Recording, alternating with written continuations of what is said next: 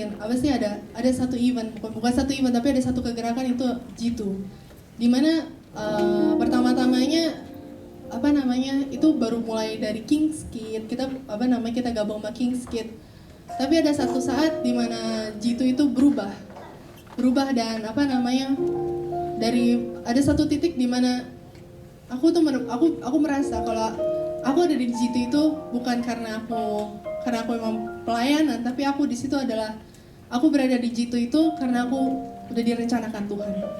Jadi ceritanya sebelum aku ikut G2 belum selesai gitu, aku tuh punya sekolah tuh biasa-biasa aja, nilai juga ya biasa-biasa aja, terus belajar juga mut-mutan, belajar juga nilainya juga bagus gitu, jadi malas belajar gitu loh. Tapi saat aku udah mulai ikut G2 dan aku udah mulai bukannya di brainwash, tapi aku dilatih. Ada satu slogan yang waktu itu pernah di print gede gitu di ruangan bawah, dan aku selalu ingat slogan itu, clear your mind of Kenneth. Jadi banyak orang yang bisa baca slogan itu, clear your mind of Kenneth, tapi belum tentu orang bisa melakukan hal itu. Jadi pas di G2 aku dilatih untuk gimana kita saat kita menghadapi hal yang tidak mungkin kita lakukan, saat kita dimana kita udah mulai putus asa, dan aku bisa siap berkata clear your mind of Kenneth gitu. Setelah 2007 itu aku juga udah lupa itu udah SMA atau SMP, yang pasti mulai saat itu aku punya saat aku udah mulai apa yang aku lakukan itu aku mulai bikin goal. Jadi aku nggak mau kalau misalnya hidup aku tuh melakukan sesuatu tuh yang nggak pasti. Aku mau sesuatu yang pasti. Aku punya goal, aku harus sampai di situ. Itu yang Jitu dulu ajarkan sama aku. Akhirnya ada angkatan kedua dan baru akan mulai saat ini. Tapi kenapa tadi aku baru sharing di bawah, aku minta anak-anak TC, anak-anak seumuran aku atau lebih gede atau anak-anak muda itu ikut di G2 ini karena aku merasakan sendiri. Waktu aku mulai masuk kuliah, aku nggak selesai SMA, aku mulai langsung kuliah di tempat fashion design, and then mulai pas aku masuk, aku nganggap remeh fashion design itu, biar ya fashion doang, paling suruh ngapain sih gambar gini-gini. Ternyata enggak. Pas aku mulai masuk, guru-guru yang ngajar itu ternyata bukan full time teacher, tapi mereka adalah part time. Jadi mereka adalah orang-orang desainer Indonesia tapi yang ngajar di tempat kami gitu. Dan orang-orangnya bisa kok, tadi aku sampai cerita gitu, mungkin guru-gurunya tuh bisa dibilang guru-guru setan gitu. Jadi karena mereka menyeramkan gitu, karena mereka bukan sepenuhnya teacher, bukan sepenuhnya guru yang mengasihi muridnya. Aduh, di situ nggak ada deh. Jadi pas aku udah mulai masuk, aku mulai sering nangis gitu loh. Bikin tugas sampai malam, sampai pagi gitu loh. Bikin tugas sampai nggak selesai, sampai diomelin, sampai assignment aku sering ditolak. Itu aku pokoknya dilatih gitu. Terus pas aku rasa ternyata orang-orang yang maksudnya yang punya semangat juang, yang punya mimpi itu bukan aku doang. Banyak di sekolahku ternyata banyak orang yang punya mimpi dan punya semangat juang yang keras gitu. Aku bersaing sama orang-orang yang nggak seumuran dengan aku. Aku lebih banyak bersaing sama orang yang udah 20-an ke atas. Jadi di situ teman-teman aku pun rata-rata tuh udah 20-an ke atas. Mereka udah punya butik, mereka udah punya fashion line, tapi mereka masih sekolah di situ, dan aku salah satu orang yang baru banget gitu loh. Tapi itu gak mematahkan semangat aku, karena aku sudah diajarin, aku ditanamkan ada satu sikap yang harus aku lakukan gitu.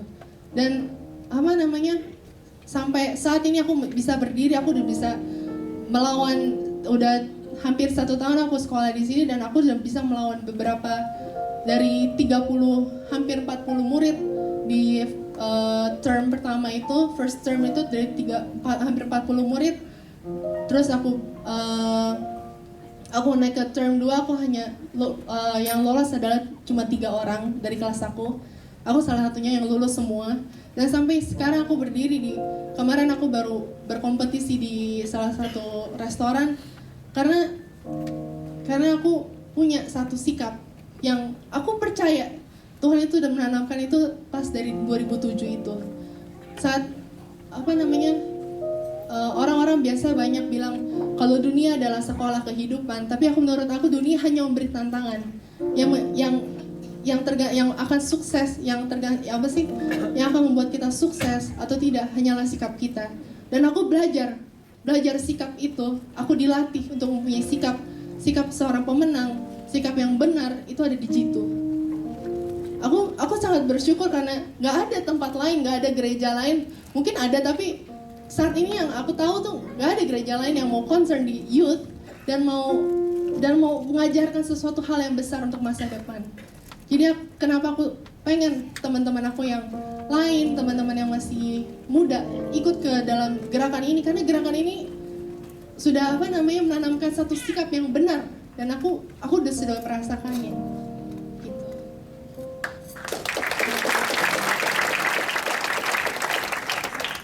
Saya ajar anak-anak saya berkompetisi bukan karena mereka anak saya maka mereka boleh, bukan karena Andi anak saya pada terus dia boleh begitu, enggak. Tapi karena mereka harus berjuang untuk itu. Amin, saudara. Because apa? Ini bukan gereja saya, betul saudara? Jadi nggak bisa nepotisme, enggak, bukan karena ini bukan gereja saya, tapi ini gereja Tuhan.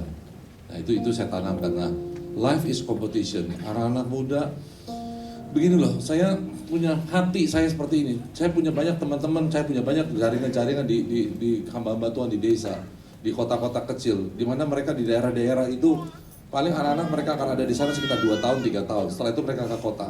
Saya tantang pada mereka, waktu mereka ke kota, apa yang mereka lakukan? Mereka jadi kuat atau mereka jadi jatuh dalam dosa atau mereka jadi biasa-biasa?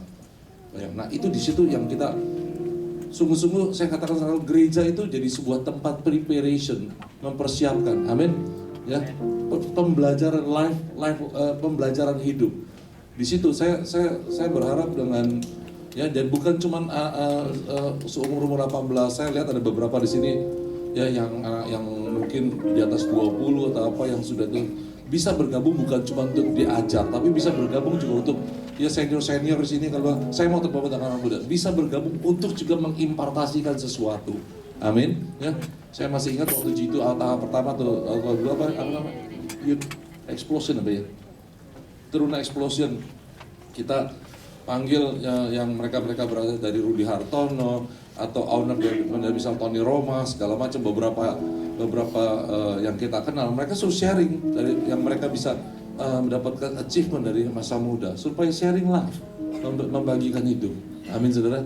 Nah di situ jadi impartasi pengalaman, semangat dan sebagainya.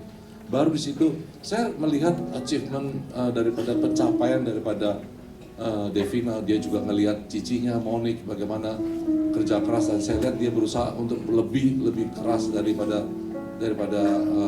kakaknya cici Monik tuh, ya.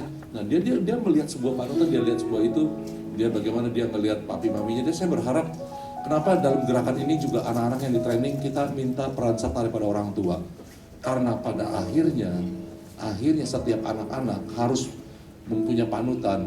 Gereja cuma memfasilitasi. Kita mau akhirnya satu kali anaknya akan bilang, Papa, Mama, you are the best for me. Amin, saudara. Gereja kita tidak akan cari ambil kemuliaan dan no. Saya bersyukur buat semua itu. Ya kayak waktu saya bersyukur waktu semua yang dijalani nggak mudah, tapi costly. Membesarkan anak muda itu perlu biaya besar, tapi saya mau katakan seberapapun biaya kita akan kerjakan, karena ini generasi pemimpin di masa depan. Amin. Tepuk tangan bagi Tuhan. Kalau kita tidak kerjakan sekarang, saya mau katakan mereka akan jadi generasi MTV generation, bukan Joshua generation. Betul, saudara? Ya, bukan Joshua generation, tapi MTV generation, X-Mile, Adrenaline, Sondrenalin, atau apa pokoknya. Mereka jadi generasi yang, ya, dan bla bla bla. Maka itu saya mau katakan, dukung kami dalam doa, support kita, ya. Kita cuma perlu satu support daripada setiap kita untuk sebuah kegerakan yang bukan cuma akan jadi sebuah IKM, bukan, no. Saya sekarang berada di jaringan, saya berada di network yang akan bergerak dalam suatu Pijakan saya sudah betul-betul, sekarang kaki saya sudah menginjak kepada provinsi-provinsi. Ya, bulan lalu saya buka sebuah kegerakan di Kalimantan Tengah. Nanti minggu depan, besok saya akan ke Palembang, minggu depan saya akan ke Jawa Tengah, seluruh kegerakan di Jawa Tengah, Jawa Timur saya akan kita kumpulkan. Lalu saya akan ke Batam, saya akan ke Bali, ya, training juga di sana dan lain sebagainya, dan berbagai tempat lagi. So, buat saya pribadi, saya butuh dukungan doa juga supaya tetap kuat untuk mengerjakan semua ini. Satu sisi saya mulai passing the baton, alih tongkat juga saya sudah mulai lakukan.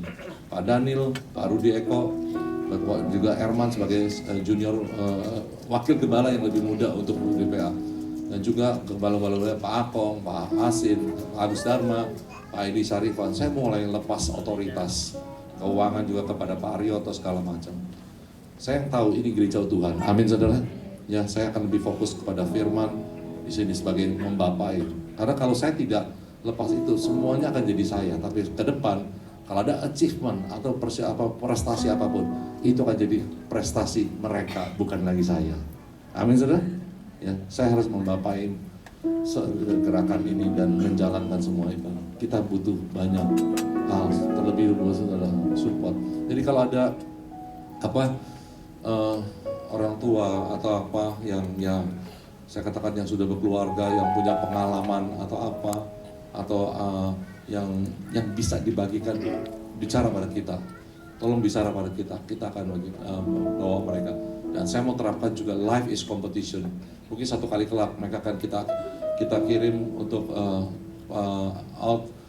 bukan cuma sekedar mission trip, tapi lakukan sesuatu yang kalau perlu jauh, ya. Kalau perlu Afrika Selatan, tapi habis Piala Dunia baru kita kirim ke Afrika Selatan, saudara. Bukan sebelumnya, pas Piala Dunia dia mau aja ke Afrika Selatan, saudara. Ya, enggak, itu just joke. Tapi mungkin sesuatu tempat-tempat di mana menantang, membentuk karakter mereka. Amin, saudara. Ya. Buat saya bersyukur, kayak Andi pun bisa jadi karena jujur yang bentuk dia, pesternya dia di Malaysia. Dia dapat pester yang baik. Ya, dia bentuk dia, saya papanya, tapi pester dia yang membentuk dia pada waktu-waktu rentan Rusia, itu pasti dia. Saya bersyukur, makanya saya katakan waktu dia mulai kerja, berkata, mesti bersyukur sama pastor lu di sana. So, that's life, itu kehidupan. Karena kita keluarga tempat ini, amin saudara. Setiap keberhasilan kita semua, karena kita mesti bagikan, karena ini keluarga. Amin. Nah, kita akan memberikan persembahan persepuluhan, persembahan khusus, persembahan misi dengan kantong biru. Ada banyak gerakan-gerakan misi ke depan. Kita berdoa, Bapak terima kasih. Kami cuma punya beban hati Tuhan untuk anak-anak muda, orang muda. Kami akan persiapkan dari